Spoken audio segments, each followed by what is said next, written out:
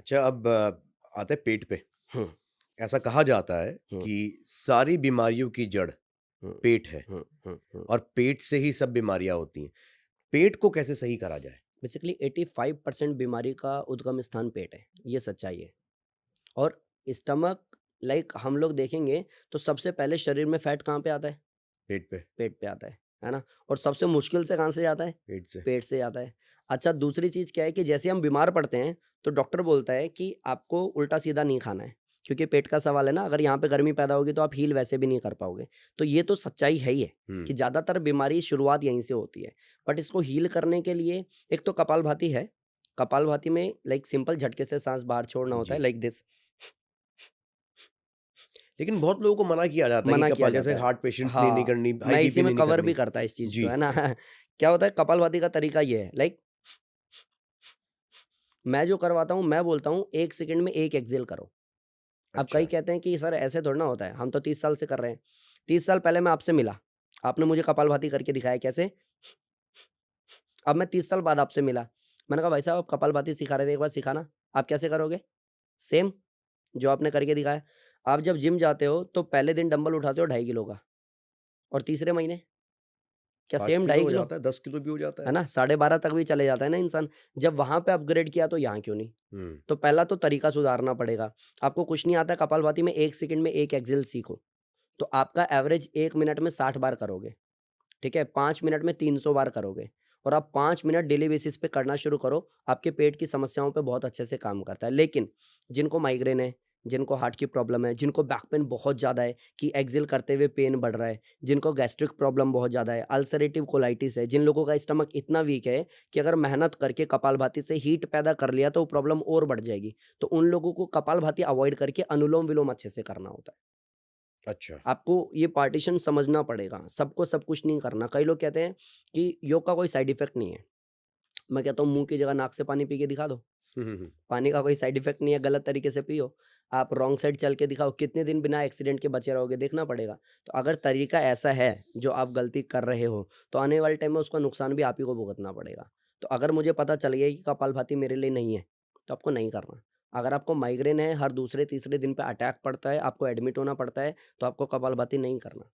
फिर भी कोई ऐसा है कि सर मेरे को कैसे पता चलेगा मैं करूँ कि ना करूँ? तो आप कपालभाति ट्राई करो। शुरू में सिर्फ 2 मिनट करो। 2 मिनट भी 1 सेकंड में 1 एक्सहेल बोला ना, प्रैक्टिस करते हो तो बाद में 1 सेकंड में 2 एक्सहेल, स्पीड बढ़ जाती है उसकी। लेकिन जिन लोगों को मेडिकली अनफिट बोला गया है या मेडिसिन चल रही है, वो 2 सेकंड में 1 एक्सहेल के साथ शुरुआत कर सकते हैं, ताकि उनको पता चले कि मेरा बॉडी एक्सेप्ट कर रहा है कि नहीं। और अगर आपका 2 मिनट लगातार करने से कोई एज़ सच प्रॉब्लम नहीं आ रहा है, तो एटलीस्ट शुरू में 2 मिनट, धीरे-धीरे 5 मिनट आप शुरू कर सकते हो। अच्छा। कपालभाति का ये टाइम ड्यूरेशन है और इसको भी सेम करना कितना कम से कम 5 मिनट बढ़ा करके आधा घंटा। एंड मैं ऐसे लोगों को जानता हूँ जिन लोगों ने आप अभी योगेश्वर दत्त का एक इंटरव्यू आया था जिस समय वो मेडल जीत के आया था। उससे बोला इतना स्ट्रेंथ कैसे है कि बैक टू बैक आप फाइट करते चले गए, आपके अंदर थकान नहीं दिखी। तो उसने कहा मैं कपालभाति करता हूँ और ऐसे बहुत सारे एग्ज़ाम्पल हैं। बट ये आपको देखना पड़ेगा कि कपालभाति आपके लिए है क्या? कहीं पता चला कि एक ट्रैक पे सब लोग दौड़ रहे हैं और आपका नी रिप्लेसमेंट डॉक्टर ने बोला आपने भी दौड़ लगा दी क्योंकि सब कर रहे थे। तो हुँ। आपका नुकसान हो जाएगा, वो ध्यान रखना पड़ेगा। एक और मेजर प्रॉब्लम हुँ, बहुत लोगों को है, लाइफ़स्टाइल हुँ, प्रॉब्लम कहते हैं हुँ, इसको, वो है गैस और एसिडिटी। हुँ, हुँ, और ये आपको बहुत लोगों में देखने को मिलेगी। हुँ, इसको योगा से हुँ। किस तरह से ठीक किया जा सकता है और कौन से आसन हैं जिनका सहारा लिया जा सकता है? देखिए एक है पवन मुक्तासन। पवन मुक्तासन नाम से ही पता चल रहा होगा कि पवन को मुक्त करता है। जो दूषित वायु है, जो गलत वायु है, अपान मुद्रा हमारी अपान वायु हमारी बढ़ जाती है, उसको रिलीज़ करने के लिए पवन मुक्तासन सबसे अच्छा है कि सीधे लेटना होता है, दोनों घुटनों को पकड़ के पेट पे लगाना होता है और पेट को दबा के रखना होता है। खाने के बिना, हाँ, हाँ, ये आसन तो सारे खाली खाने पेट से ही करना है। हाँ, लाइक खाली पेट ही करना है। तो आप पवन मुक्तासन कर सकते हो, बहुत अच्छा है। दूसरा है भुजंगासन कर सकते हो। भुजंगासन में स्टमक आपका खिंचता है, स्टमक पे काम अच्छा खासा होता है। तीसरा है आपका धनुरासन, जो डाइजेशन को बहुत मजबूत बनाता है। फिर जो आप जो खाओगे वो पचेगा। एक है अर्धमस्तिष्कासन, उसको बैठ कर के करना होता है। लाइक एक पैर नीचे रहेगा, दूसरा फ़ोल्ड करके उसके ऊपर रखना है और ट्विस्टिंग करना है। आप फ़ोटो देखोगे, आपको आराम से मिल भी जाएगा। ये 4 के अलावा एक है लाइक सिंपल बैठे-बैठे क्रॉस लेग करके जैसे हम बैठते हैं, तो बैठ कर के आपको ट्विस्टिंग करनी है, जिससे आंतों पे काम होता है। आंतों पे काम होगा तो उसको ही फ़ायदा होगा। प्लस इन सब के अलावा आप खड़े होकर के स्पेसिफिकली लाइक बैकवर्ड बेंडिंग अच्छे से कर सकते हो। बैकवर्ड बेंडिंग करोगे तो भी स्टमक टारगेट होगा। सीधे लेट करके एक-एक पैर उठाना होता है, उसको बोलते हैं उत्तान पादासन। अगर एक-एक पैर उठाओगे, नीचे लाओगे, फिर दूसरा पैर उठाओगे, नीचे लाओगे और ये इतने ईज़ी आसन है कि डे 1 भी इंसान कर सकता है। आप सीधे लेट के एक-एक पैर उठाओ, नीचे लाओ, दूसरा पैर उठाओ, नीचे लाओ। आपको गैस्ट्रिक प्रॉब्लम है, डाइजेशन का इश्यू है, वो आपको लाइक खाने के बाद में ब्लोटिंग जैसा कुछ होता है या फिर आप ऐसे कह रहे हो कि सर कुछ प्रॉब्लम नहीं है, मेडिसिन भी नहीं चल रही है बट मुझे पता है मेरा स्टमक बहुत वीक है। अगर ऐसा कुछ भी है, आप करो उत्तान पादासन 7 दिन करो। 7 दिन में आपको पता चल जाएगा कि काफ़ी हद तक स्टमक मेरा मजबूत है। ये सारे आसन करने हैं, इनमें से कोई एक करना है? इनमें से कोई एक अगर करना है तो आप पवन मुक्तासन करो और अगर 2 आपको करने हैं तो पवन मुक्तासन के साथ में उत्तान पादासन करो, ठीक हो जाएगा। और इस उसके अलावा अगर जाना है और एडवांस लेवल तो सारे कर सकते हैं या हाँ, और हाँ, भी सारे, कुछ? सारे, सारे। एक बारी आप कैटेगरीज़ बता दीजिए कि कहाँ फर्स्ट कौन-सा करना है? अगर एक ही कोई कर सकता है, 2 करने तो 2 कौन हुँ। से करने, 3 तो कौन से करने? हाँ, बता थोड़ा देता ये हूँ। बता दीजिए। शुरुआत में देखो आप गायत्री मंत्र या ओम बोलो क्योंकि हुँ, क्लास की शुरुआत आप वैसे ही करने वाले हो। जी। जैसे हम स्कूल में प्रार्थना करते थे वैसे आपको करना है क्योंकि कनेक्शन बनाना पड़ेगा 95% रोल इसका है। हुँ, इसको आपको बिलीव में लाना पड़ेगा। तो आप शुरुआत में गायत्री मंत्र करने के बाद में आप खड़े होकर के बैकवर्ड फॉरवर्ड कर सकते हो। बैकवर्ड फॉरवर्ड करोगे तो स्टमक पे अच्छा खासा काम होता है। इवन सिर्फ ऐसा नहीं कि डाइजेशन का इश्यू सॉर्ट आउट हो जाएगा या गैस्ट्रिक प्रॉब्लम ठीक हो जाएगी। अगर एक्स्ट्रा फैट है तो वो भी जाएगा। तो आप बैकवर्ड फॉरवर्ड कर सकते हो, सीधे लेट करके उसके बाद एक-एक पैर उठा सकते हो, नीचे ला सकते हो। इसको करने के बाद कितना करना है कम से कम 30 बढ़ा करके 60 और बढ़ा सकते हो तो 100। मेरी क्लास में मैं 100 भी कराता हूँ। इवन जब मेरे को वेट लॉस स्पेशली कराना होता है या डाइजेशन बहुत मजबूत कराना होता है तो मैं 300 भी कराता हूँ। ओह! वो डिपेंड करता है कि आप कितना करने वाले हो शुरू में। ओवरलोड लेने की ज़रूरत नहीं है। एक-एक पैर कर लिया, उत्तान पादासन, उसके बाद करो पवन मुक्तासन। दोनों पैरों को मोड़ करके पेट पे लगाने वाला। इसके बाद आप पेट के बल लेटो, कोबरा पोज़ करो। कोबरा पोज़ को 30 सेकंड से लेकर के 1 मिनट तक होल्ड करो। इसके बाद 30 सेकंड का आप धनुरासन करो। जब ये सब कर लोगे, तो फिर अभी तक लेटे हुए थे, अब बैठ जाओगे, बैठ करके ट्विस्टिंग करोगे, बैठ करके अर्धमस्तेंद्रासन करोगे, एवरेज 15 मिनट की आपकी क्लास होगी, आपका स्टमक ठीक हो जाएगा।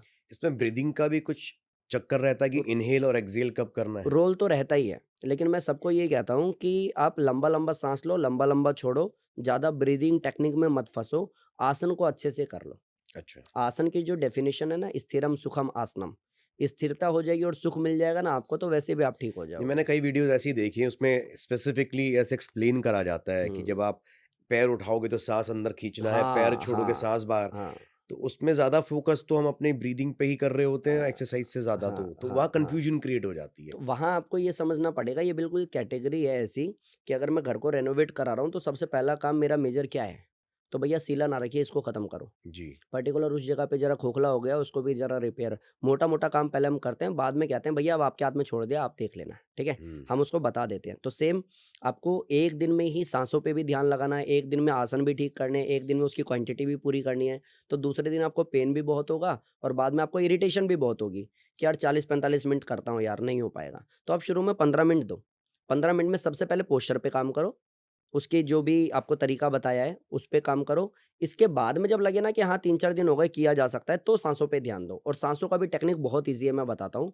जब आप न्यूट्रल रहोगे, तो आपको साँस लेना है, जब आप पोस्चर चेंज करोगे तो आपको साँस छोड़ना है।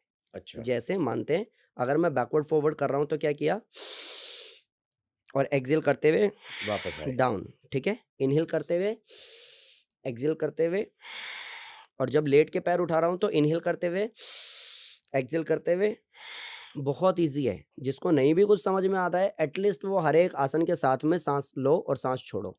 जितना संभव हो उतना लंबा साँस लो, उतना छोड़ो। आपको फ़ायदा तब भी होगा। ये ऐसी कोई टेक्निक नहीं है जिसको 6 महीने पहले आपको सीखना है। ये बहुत ईज़ी है। डे 1 से आप फ़ॉलो कर सकते हो। उसको सही से किया तो पेट के साथ-साथ मोटापा भी आप कह रहे हैं कम होगा। हाँ, हाँ, हाँ। जो भी मैंने आपको बताया इवन मैं आपको बताता हूँ, मैंने यूट्यूब पे ना बड़ी सारी वीडियोज़ डाली है। जी। जो मेरे लास्ट पॉडकास्ट हुए ना, उसमें जिन बीमारियों पे मैं बात करता हूँ, मैं ये भी बोल देता हूँ कि आप पर्टिकुलर वो वीडियो जाके देखो और आप 1 महीने करो और फिर 1 महीने करने के बाद उस वीडियो के कमेंट सेक्शन में जाके बताओ कि सर ने जो बोला उससे हमें फ़ायदा हुआ या फिर टाइम पास था। हुँ। इतनी स्वतंत्रता दे रहा हूँ क्योंकि बैठ कर के बात करना प्लस उनको ठीक करने में कुछ फ़र्क है। फ़र्क कि उनको अगर डीप नॉलेज मिल जाए और वो देख कर के कर ले, बारीकी से समझ जाए तो उनको फ़ायदा होगा। मेरा एक वीडियो है स्टमक प्रॉब्लम बाय मनमोहन योगी। कोई देखे करे और 1 महीने बाद कमेंट करके बताए कि सर मैं 20 साल से परेशान था, बिना मेडिसिन के ठीक कर दिया आपने। हुँ। और इसमें 1 भी रुपए नहीं लग रहा। ये फ्री में डाला हुआ है मैंने यूट्यूब पे। आपको पीसीओडी का भी पूछोगे, आपको माइग्रेन का भी पूछोगे, सबका पर्टिकुलर वीडियो बनाया हुआ है और लोगों को फ़ायदा हो रहा है। लोग कमेंट करके बता रहे हैं। तो अगर आप जानना चाहते हो सीक्वेंस एक्चुअली क्या है, तो सीक्वेंस जानने की भी ज़रूरत नहीं है। वीडियो क्लिक करो, सामने लगाओ, डेली बेसिस पे 1 महीने करो और 1 महीने बाद आप बिल्कुल स्वतंत्र हो लिखने में। कि सर आपका बताया हुआ सब ड्रामा है या फिर आपके बताए हुए से फ़ायदा होता है। और इतना ओपनली फ़िल्टर लगाए बिना कोई नहीं बोलेगा, क्योंकि ज्ञान देना ईज़ी है, हुँ, रिज़ल्ट देना मुश्किल है। मुश्किल है। तो मैं रिज़ल्ट की बात कर रहा हूँ। आप सही डायरेक्शन में जाओगे, देख के करोगे, आपको फ़ायदा होगा। अच्छा, जैसे जो ये आप आसन बता रहे हैं, कई लोगों के बैक पेन होता है हुँ, हुँ, या हुँ, किसी के नी पेन है, हुँ, तो उनको जो आपने बैकवर्ड फॉरवर्ड बताया है, हुँ। इसमें क्या कुछ प्रॉब्लम आ सकती है? हाँ, डेफ़िनिटली आएगी, फॉरवर्ड बेंडिंग में उनको प्रॉब्लम होगा। तो आएगी। जो भी हमारे पास में आते हैं ना केसेज़, पहले हम मेडिकल इश्यू ही पूछते हैं। हुँ, अगर किसी ने बोला ना नी पेन, बैक पेन है, शुगर है, पूछेंगे और भी कुछ? नहीं सर और तो कुछ नहीं है, थोड़ा एंग्ज़ायटी हो जाता है इस सब की वजह से। तो हम एंग्ज़ायटी को भी टारगेट करते हुए उसको क्लास कराते हैं। फिर हमें ये देखना होता है कि एक्चुअली सीरीज़ क्या है, उस सीरीज़ में ऐसे कौन से आसन हैं जो इनको प्रॉब्लम को बढ़ा सकते हैं। तो उसका वेरिएशन क्या है, ईज़ी फॉर्मेट क्या है, वो हम कराते हैं। फ़ायदा तब भी होता है। जैसे बैकवर्ड फॉरवर्ड में हाथ को उठाना है, कान से लगाना है और बैकवर्ड बेंडिंग करना है, पीछे देखना है और फिर एक्सहेल करते हुए नीचे ज़मीन को छूना है या फिर पैर को पकड़ना है। अब जिन लोगों को बैकवर्ड बेंडिंग करते हुए सर्वाइकल की वजह से चक्कर आता है या जिन लोगों को बैक पेन है, फॉरवर्ड डाउन करना डॉक्टर ने स्ट्रिक्टली मना किया है, तो वो कमर पे हाथ लगा के करें बैकवर्ड बेंडिंग और फिर थाइज़ पे हाथ रख कर के हाफ फॉरवर्ड बेंडिंग। आपको ना फॉरवर्ड बेंडिंग आपने पूरा किया, तो आपके स्पाइनल एरिया भी बच गया, प्लस बैकवर्ड बेंडिंग से स्टमक जो खींचना था वो तो खींचा, हाथ उठाने से जो ओवरलोड पड़ता है वो नहीं पड़ा। हुँ, तो आपने वेरिएशन के साथ में किया, आपको ईज़ी लग गया। जैसे मैंने बोला लेट के सीधा एक-एक पैर उठाना, नीचे लाना, वो उत्तान पादासन बोलते हैं, ठीक है? अगर किसी को लगता है सर मैं तो अभी यंग हूँ, मेरे को ऐसे कोई प्रॉब्लम नहीं, मैं हार्ड भी कर सकता हूँ। तो सेम एक-एक पैर उठाने की जगह दोनों पैर उठाया और नीचे लाया, फिर दोनों पैर उठाया, नीचे लाया, ये वेरिएशन हो गया। हुँ, ईज़ी भी कर सकते हो, हार्ड भी कर सकते हो, डिपेंड करता है बॉडी टू बॉडी किसकी रिक्वायरमेंट क्या है और किसकी मेडिकल कंडीशन क्या है। कंडीशंस क्या है? उस हिसाब से वो चलेगा, उसको फ़ायदा होगा। इवन मैं आपको बताऊँ 84 लाख आसन है। 84 लाख आसन है? 84 लाख आसन है और एक आसन को सिद्ध करने में मेरे गुरुजी का कहना है एक आसन पे सिद्ध मतलब कंट्रोल पूरा पाने में 12 साल लगते हैं। दैट मीन्स कि आप कैलकुलेट करो कि कितनी ज़िंदगियाँ हम बदलेंगे, तब हम आसन सीखेंगे तो नॉट पॉसिबल कि हम सब कुछ कर सकें। बस मुझे वो 5 आसन 7 आसन ढूँढने हैं, जो मेरी बीमारी पे काम करे और मुझे हील कर दे।